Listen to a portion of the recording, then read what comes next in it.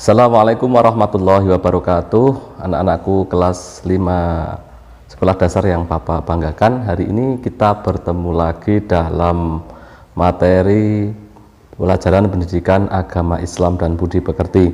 Ya, kita akan melanjutkan pembahasan ya bersama Pak Royan akan melanjutkan pembahasan materi kelas 5 ya. Kalau kemarin kita sudah belajar surat Al-Maun, kita hari ini akan belajar tentang pelajaran yang ketujuh. Namun sebelum pembelajaran kita mulai, alangkah baiknya kita berdoa agar diberi kemudahan oleh Allah dalam belajar ya. Bismillahirrahmanirrahim. Rabbi zidni ilma warzuqni fahma, amin ya rabbal alamin.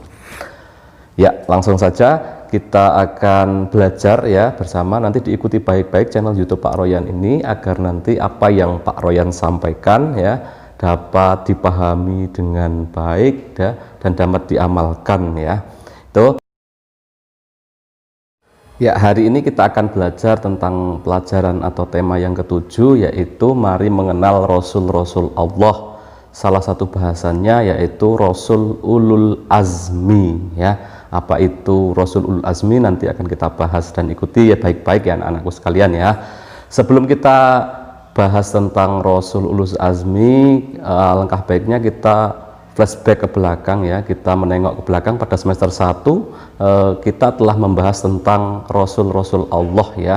Jumlahnya ada 25 ya Rasul yang diutus Allah untuk menyampaikan kebenaran kepada umatnya. Apa itu Rasul ya, kita ulang sedikit. Rasul artinya utusan, jadi Rasulun artinya utusan, sedangkan Rasulullah artinya utusan Allah, yaitu orang yang menerima wahyu dan berkewajiban menyampaikan umatnya, menyampaikan dakwahnya kepada orang lain atau kepada umatnya, itu namanya Rasul. Jadi selain menerima wahyu untuk dirinya sendiri, Rasul adalah dia juga harus menyampaikan, wajib menyampaikan wahyu tersebut yang diberikan oleh Allah kepada umatnya ya, pada umatnya.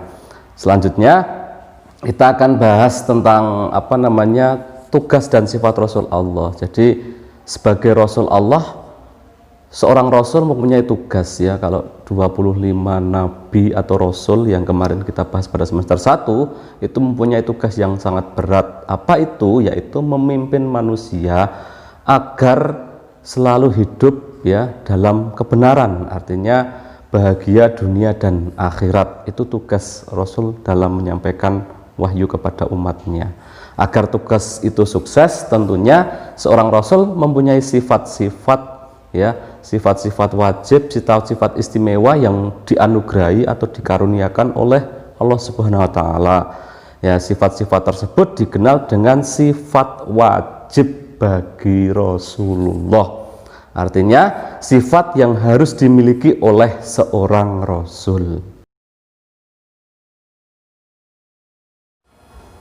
Nah, anak-anakku sekalian yang Bapak banggakan, lalu apa saja sifat wajib yang harus dimiliki oleh seorang rasul? Yaitu ada 4 ya yang perlu anak-anak ketahui dan anak-anak harus paham ini sifat yang dimiliki oleh rasul.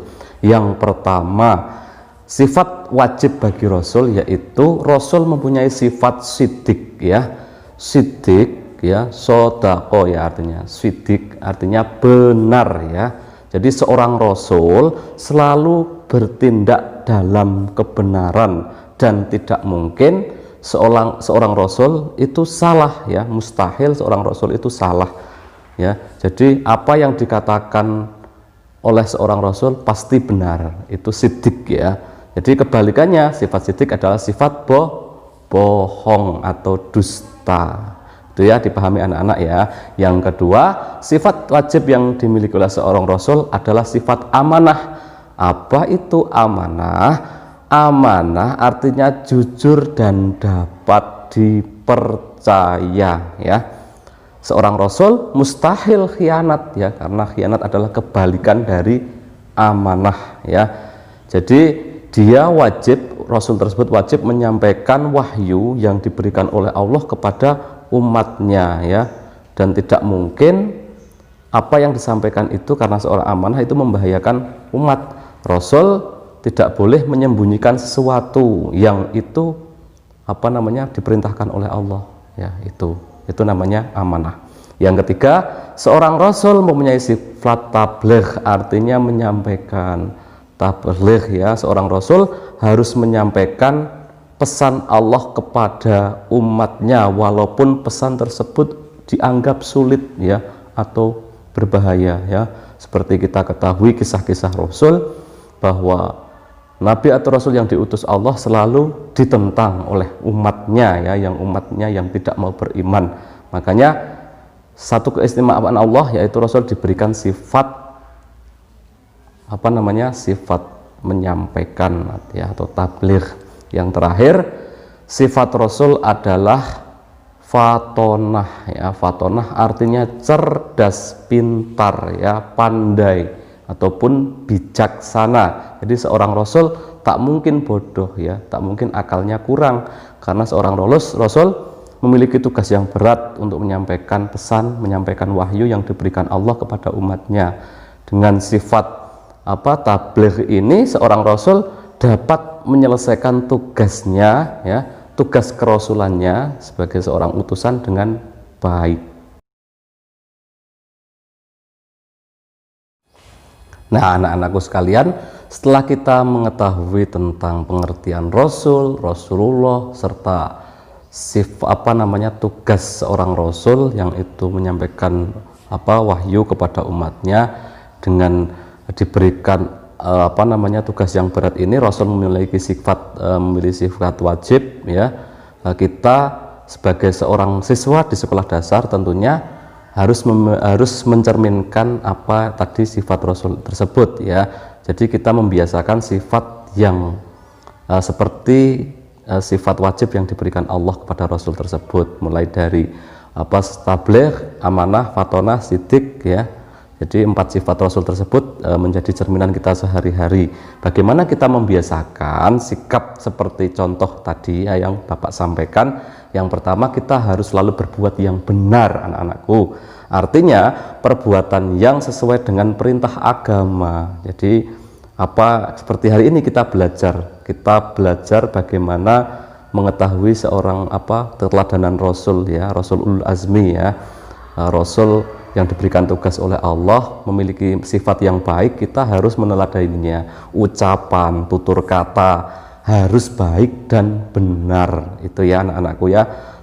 Selanjutnya perilaku kita juga harus baik dan santun, seperti tadi, ya, ada sidik, amanah, tabligh, fatonah, ya, yang sifat wajib bagi rasul. Itu cerminannya kita harus selalu menghindari berbuat buruk yang tidak disukai oleh Allah Subhanahu wa taala. Lalu yang kedua, kebiasaan kita harus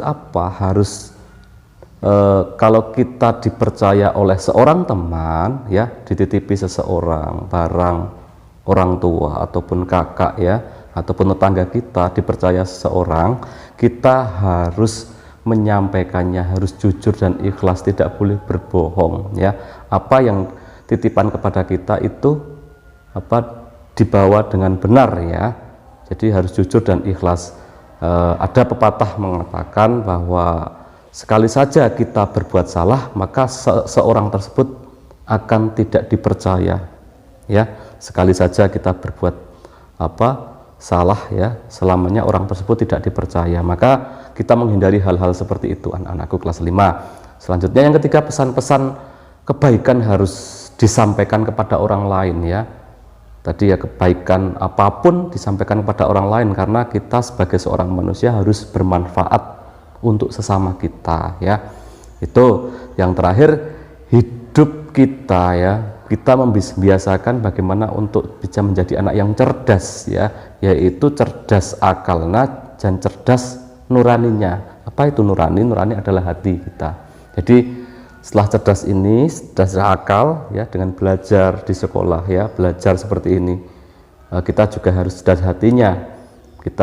Karena nanti outputnya kita akan selalu berbuat baik. Itu, ya, sikapku anak-anakku tadi seperti yang Bapak sampaikan, aku selalu mencerminkan sifat baik seperti sifat wajib Rasulullah, ya, sifat wajib Rasul Allah yang ada 4, tabligh, sidik, amanah dan fatonah. Ya, untuk pertemuan awal pada pelajaran atau tema 7 kali ini kita cukupkan sekian. Kita lanjutkan untuk minggu depan ya, untuk pertemuan selanjutnya di channel selanjutnya Pak Royan, tentang Rasul Ulul Azmi. Siapa saja yang mendapatkan anugerah Allah atau amanah Allah Rasul Ulul Azmi, dan bagaimana ceritanya ya, bagaimana kita meneladaninya, akan Bapak sampaikan pada channel berikutnya. Jangan lupa belajar dan tetap jaga kesehatan anak-anakku. Kita cukupi sekian pertemuan hari ini ya, dengan bacaan hamdalah bersama-sama. Alhamdulillahirabbil alamin. Wassalamualaikum warahmatullahi wabarakatuh.